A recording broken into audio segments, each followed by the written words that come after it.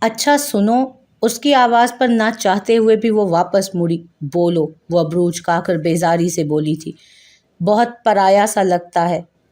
اچھا سنو، بہت پرایا سا لگتا ہے۔ اجی سنتی ہو، یہ بولنے کا موقع کب دو گی؟ اوکاشا نے پھر ایک بار سادگی سے نکاح کا پیغام دیا۔ اس کی آنکھیں مثبت جواب کی منتظر نظر آ رہی تھیں۔ تم پہلے سے ہی علم رکھتے ہو میرا جواب کیا ہوگا، پھر بار بار کیوں وہی سوال کر کے مجھے شرمندہ کرتے ہو؟ وہ جواب بدلنے والا نہیں ہے میرا، وہ سنجیدگی سے کہنے لگی۔ ان دونوں کی باتیں پاس کھڑی عروش بھی کان لگا کر سن رہی تھی۔ او، تو قسم کھا رکھی ہے تم نے کہ دو پیار کرنے والوں کو تڑپا تڑپا کر مار دو گی؟ اوکاشا اس کے پاس آ کر تنزیہ دل جلے لہجے میں گویا ہوا۔ کون دو پیار کرنے والے؟ ہانیہ الجھی تھی اس کا جملہ سن کر۔ اوکاشا اور ہانیہ دو پیار کرنے والے؟ اوکاشا نے نہایت سنجیدگی سے آنکھوں میں آنکھیں ڈال کر کہا۔ کیا؟ ایکسکیوز می مسٹر اوکاشا، آپ کچھ زیادہ ہی خوش فہمی کا شکار ہیں، وہ فوراً اعتراضاً بولی تھی۔ اچھا چلو، اوکاشا نے مان لیا کہ وہ خوش فہمی کا شکار ہو گیا ہے، تو مس ہانیہ آپ اس خوش فہمی کو دور کر دینا اس ویڈیو کو جھٹلا کر۔ اوکاشا نے اپنا سیل نکال کر ایک کلپ چلایا۔ وہ کلپ دراصل ہانیہ کی تھی، جس میں وہ اوکاشا کے آفس کے باہر کھڑے ہو کر اندر کی جانب دیکھتے ہوئے روتی ہوئی دکھائی دے رہی تھی۔ یہ کلپ؟ ہانیہ حیران ہو کر اوکاشا کی جانب دیکھنے لگی۔ کہہ دو، ان آنکھوں میں جو محبت ہے وہ اوکاشا کے لیے نہیں۔ کہہ دو کہ ان آنکھوں میں جو حسرت بھری ہے وہ بھی اوکاشا کے لیے نہیں۔ اور جب اتنی منکر بن ہی رہی ہو تو اس بات کا بھی انکار کر دو کہ 20 منٹ تک جو آفس کے گیٹ کے باہر کھڑے ہو کر تم آنسو بہا رہی تھی وہ بھی اس اوکاشا کے لیے نہیں تھے۔ ہانیہ کو ذرا بھی اندازہ نہ تھا کہ اوکاشا کے ریسٹورنٹ میں کیمرے لگے ہوئے ہیں۔ اوکاشا کا اچانک ویڈیو دکھا کر سوالات کرنا اسے پریشرائز کر گیا۔ میں تو ہانیہ کے دل کی دھڑکنیں کب اس حسن مجسم کے نام پر دھڑکنے لگیں اسے خبر ہی نہ ہوئی۔ اس کی پیشانی پر پسینہ چمک رہا تھا، لہجے میں بوکھلاہٹ نمایاں تھی۔ کیا بہت مشکل ہے یہ قبول کرنا کہ تمہیں اوکاشا سے محبت ہو گئی ہے؟ وہ گمبھیر لہجے میں آنکھوں میں شکوہ بھرے کہنے لگا۔ چھوڑو، تمہاری خاموشی میں تمہارا جواب پوشیدہ ہے۔ کھونے کے بعد احساس ہو تو اس احساس کا کوئی مول نہیں ہوتا، صرف پچھتاوا رہ جاتا ہے۔ دعا ہے کہ تم وقت رہتے ٹھیک فیصلہ کر لو، اوکاشا نے رنجیدہ لہجے میں کہا۔ اس کی آنکھیں اس کے قرب کا پتہ دے رہی تھیں۔ کچھ تھا اس کی آنکھوں میں، شاید اس کی بلا کی محبت۔ اس کی آنکھیں ہانیہ کی آنکھوں میں رہ گئیں۔ آنکھوں سے نمی صاف کرتے وہ تیزی سے باہر چل دی۔ کار میں بیٹھ کر خوب پھوٹ پھوٹ کر رونے لگی۔ اسے آج احساس ہو رہا تھا کہ اس کا دل اوکاشا کے لیے دھڑکنے لگا ہے۔ اوکاشا کی محبت ریگستان میں پھول کھلا گئی تھی۔ ہانیہ تمہیں کیا ہو گیا ہے؟ تم کیوں اس ندیم کے کزن سے محبت کر سکتی ہو؟ کیسے؟ کیا اتنی جلدی بھول گئی تم اس کمینے کے دھوکے کو؟ یہ اسی کا کزن ہے، یہ بھی ایک امیر زادہ ہے۔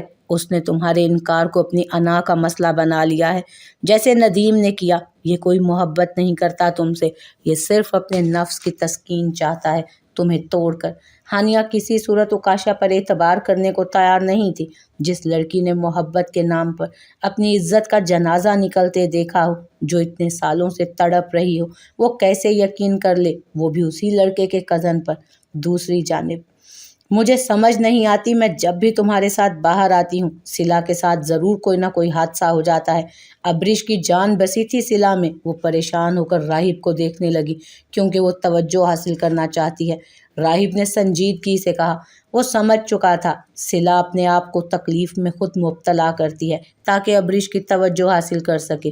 بیٹا غلط بات، بدگمانی نہیں کرتے، اسے واقعی چوٹ آئی ہے پاؤں پر، ابریش نے فوراً ہی ڈپٹنے والے انداز میں کہا، جس پر راہب نے مزید کوئی بحث نہ کی اور کھڑکی سے باہر کی جانب دیکھنے لگا۔ پلیز جلدی چلاؤ، ابریش بے صبر ہو کر ڈرائیور سے کہنے لگی۔ ان کی گاڑی سگنل پر رکی تھی۔ یہ محض ایک اتفاق تھا کہ انشال کی گاڑی بھی راہب کی گاڑی کے برابر میں آ کر سگنل پر رکی تھی۔ انشال کی فیملی کراچی آئی تھی شادی میں شرکت کے لیے کسی کی، اور اب شادی میں شرکت کے بعد وہ لوگ واپس لوٹ رہے تھے۔ وہ شیشے سے لگ کر اداس بیٹھی تھی۔ گاڑی کا AC فل چل رہا تھا، جس کے سبب گاڑی کے شیشوں پر وائٹس چھا گئی تھی۔ انشال پیچھے والی سیٹ پر احاط کے ساتھ بیٹھی تھی، لیکن وہ تھکن کی وجہ سے نیند کی آغوش میں تھا۔ انشال کی آنکھیں بار بار موتی برسا رہی تھیں، اس کے ہاتھ میں پکڑا ہوا ٹیشو تک بھیگ چکا تھا۔ وہ کسی سے اپنے ننھے سے دل کا غم بانٹنا چاہتی تھی، نہ جانے دل میں کیا سمائی۔ شیشے میں انگلی کی مدد سے لکھا، انشال آج بہت دکھی ہے۔ راہب کی نگاہ چونکہ باہر کی جانب تھی تو انشال کے لکھتے ہی راہب متوجہ ہوا۔ پتہ نہیں کیوں وہ لکھنا چاہ رہی تھی، پتہ ہے کیوں؟ انشال کی تحریر بتا رہی تھی کہ وہ اردو میں کافی کمزور ہے۔ راہب نے نفی میں گردن کو جنبش دی، کیونکہ لوگ بہت برا ہوتے ہیں۔ اس کی غلطیاں اور گندی رائٹنگ دیکھ کر راہب کے چہرے پر مسکراہٹ آئی۔ برے نہیں ہیں، کیونکہ میں برا نہیں، برے ہے نہیں، اور کیونکہ میں نون بھی آتا ہے۔ لگتا ہے انشال کو اچھی طرح اردو لکھنا نہیں آتی۔ دل ہی دل میں راہب خود سے گویا ہوا۔ انشال بیٹا تم رو رہی ہو؟ راحیلہ بیگم کے پوچھتے اس نے تیزی سے شیشے پر لکھا ہوا مٹا دیا۔ مٹا کیوں دیا؟ راہب بے اختیار بول اٹھا۔ کچھ کہا تم نے؟ ابرش اس کی جانب دیکھ کر ابرو اچکا کر پوچھنے لگی۔ نہیں، وہ نفی کرتے ہوئے واپس باہر دیکھنے لگا۔ پھینک دیتی ہوں اسے۔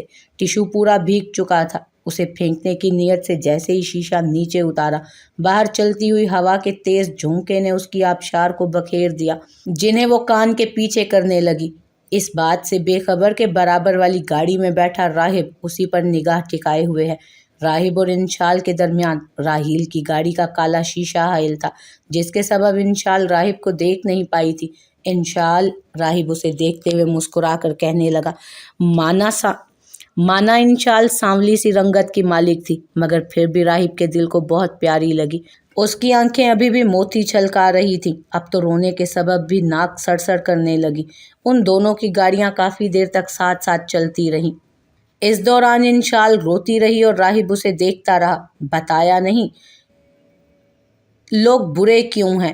ایک ٹرن پر آ کر راہب کی گاڑی رائٹ سائڈ پر اور انشال کی لیفٹ سائڈ مڑ گئی تو راہب نے آہستگی سے کہا، میرا سیل واپس دینے کا تمہارا کوئی ارادہ ہے بھی یا نہیں؟ وہ غصے سے آفس میں آ کر پوچھ رہی تھی۔ بیٹھ جاؤ، ابھی کام کر لوں پھر بات کرتا ہوں۔ اوکاشا فائل پر نظریں جمائے لاپرواہی سے بولا، مجھے تم سے بات نہیں کرنی، سیل واپس کرو میرا۔ ہانیہ بپھر کر اس کے وجود پر نظریں ٹکائے بولی، کہا نا بیٹھ جاؤ۔ اوکاشا نے اس کے غصے کو مکمل اگنور کر کے سرسری نگاہ اٹھا کر اس کی جانب دیکھتے ہوئے کہا، اور پھر سے اپنے کام میں مصروف ہو گیا۔ اور کتنی دیر انتظار کرانے کا ارادہ ہے؟ آدھا گھنٹہ ہونے کو آ رہا ہے۔ ہانیہ اس کے کہنے پر پہلے تو خاموش ہو کر انتظار کرنے لگی، لیکن اب اس کی برداشت جواب دینے لگی تھی۔ وہ اوکاشا کی ٹیبل کے پاس آ کر احتجاجاً بولی، کہا نا بیٹھ جاؤ۔ وہ پھر نظر اٹھا کر سنجیدگی سے اسے کہہ کر کام میں مصروف ہوا۔ ہانیہ غصے پر ضبط کرتے ہوئے، نہ چاہتے ہوئے بھی پاؤں پٹکتی سامنے صوفے پر جا بیٹھی۔ اوکاشا، میرا سیل واپس کرو، پھر کرتے رہنا اپنا یہ کام۔ 1 گھنٹہ گزر گیا تھا مگر اوکاشا اس کی جانب نظر تک نہیں اٹھا رہا تھا۔ میں تمہیں پاگل نظر آ رہی ہوں؟ 1 گھنٹہ ہونے کو آ رہا ہے، مجھے بھی کام ہے۔ ہانیہ کا غصہ 7ویں آسمان سے باتیں کر رہا تھا۔ وہ غصے میں آ کر اوکاشا کے سامنے رکھی فائلز بند کرتے چنگھاڑتے ہوئے بولی۔ ہانیہ کا غصہ آسمانوں سے باتیں کرتا دیکھنے کے باوجود بھی اوکاشا اطمینان سے بیٹھا رہا۔ چہرے پر پراسرار مسکراہٹ نمودار ہوئی۔ کیوں، کیا ہوا؟ 1 گھنٹہ انتظار کرنا تمہیں اتنا مشکل لگ رہا ہے؟ وہ ایک پاؤں پر دوسرا پاؤں رکھ کر ابرو اچکا کر استفسار کرنے لگا۔ بات 1 گھنٹے کی نہیں ہے، تم میرا سیل لے کر بیٹھ گئے ہو۔ ابھی وہ غصے سے بول ہی رہی تھی کہ اوکاشا اس کی بات بیچ میں تیزی سے کاٹتے ہوئے بولا، اور تم میرا دل۔ وہ کھڑا ہو کر اس کی آنکھوں میں دیکھتے ہوئے خاصا جتاتے ہوئے بولا۔ اوکاشا کا لہجہ برف کی طرح سرد تھا۔ تم سے 1 گھنٹہ انتظار نہیں ہو رہا اور مجھ سے 6 سالوں سے انتظار کروا رہی ہو۔ کبھی سوچا ہے کہ اس پاگل عاشق پر کیا گزرتی ہوگی؟ میرے بھی والدین اور چھوٹی بہن ہیں، ان کے بھی بہت سے ارمان ہیں یار۔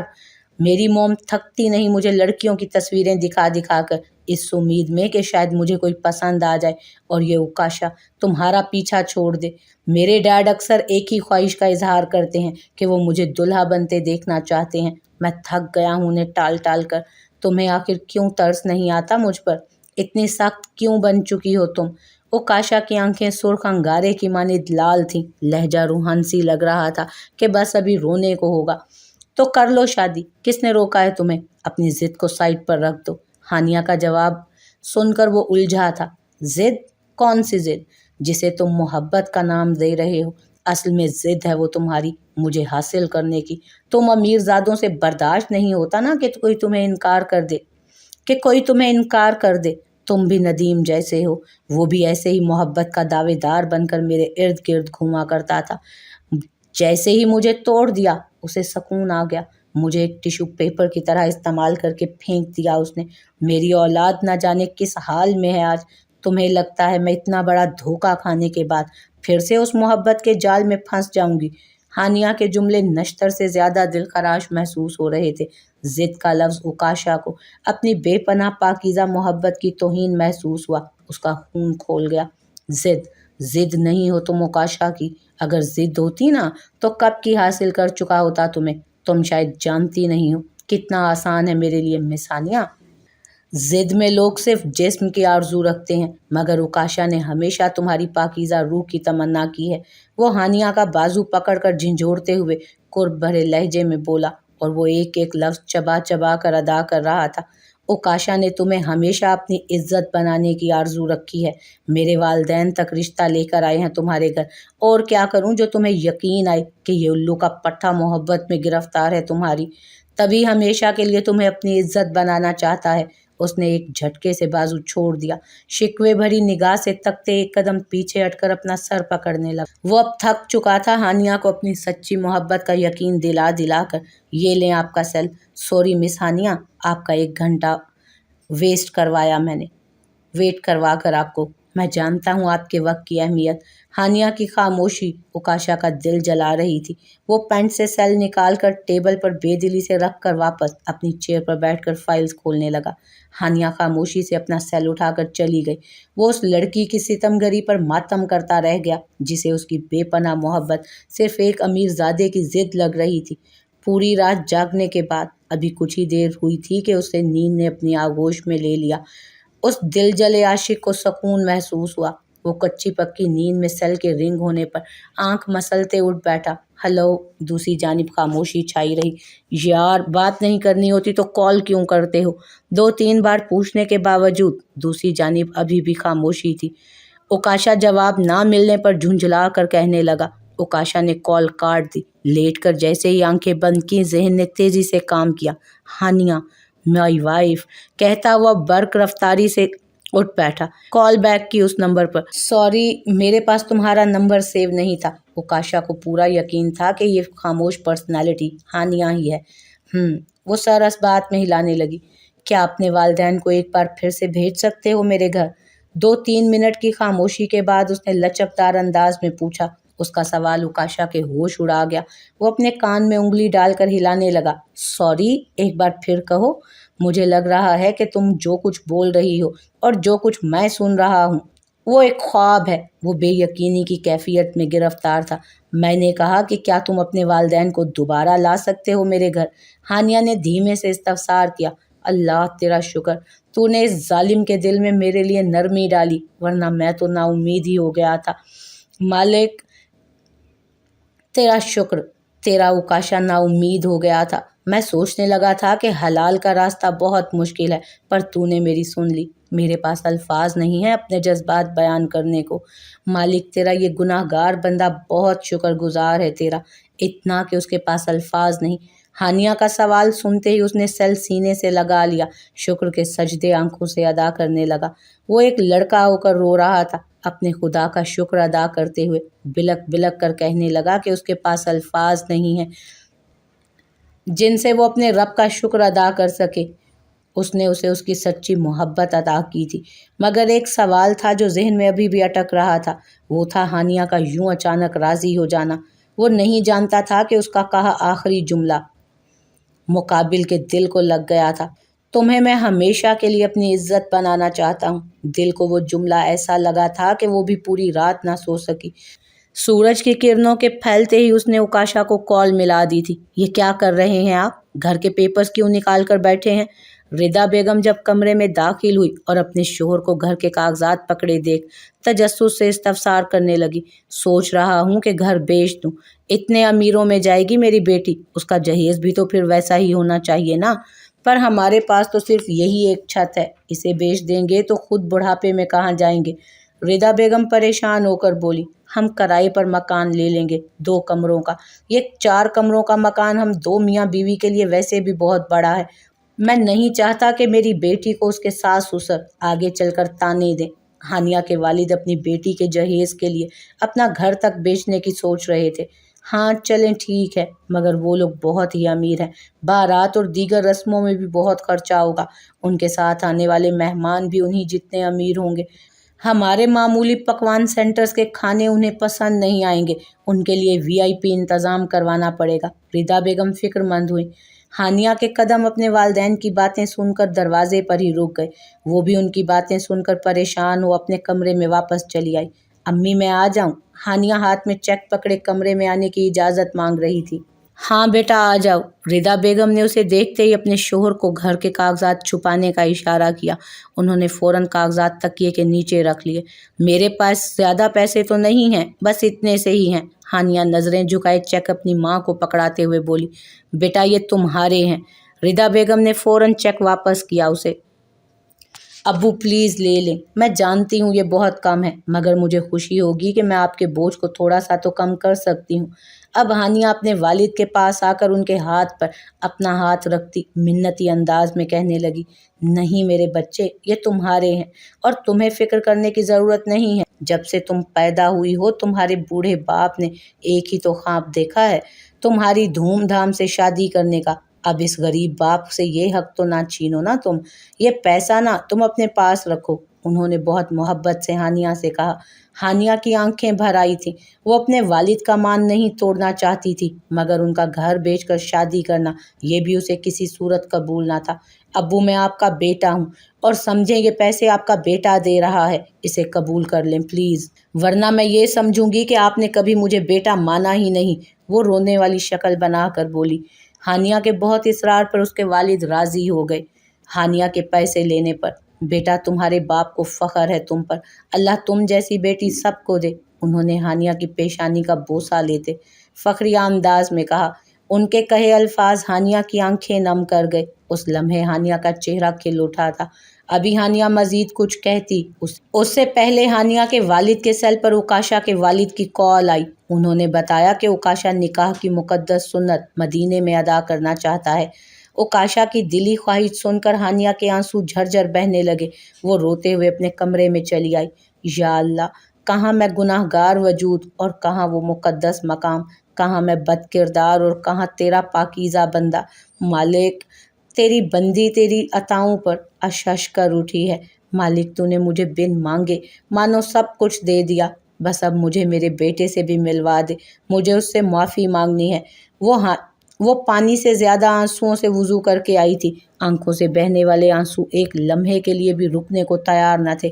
جائے نماز بچھا کر وہ سجدہ ریز ہوئی، جائے نماز اس کے آنسوؤں سے تر ہو رہی تھی۔ وہ شکرانے کا سجدہ بلک بلک کر ادا کر رہی تھی۔ سب اوکاشا کی خواہش کا احترام کرتے ہوئے نکاح مدینے میں کروانے پر تیار تھے۔ ندیم بائک پر سوار تھا کہ اس کی وائف کی کال آئی اوکاشا کے نکاح کی خبر دینے کے لیے۔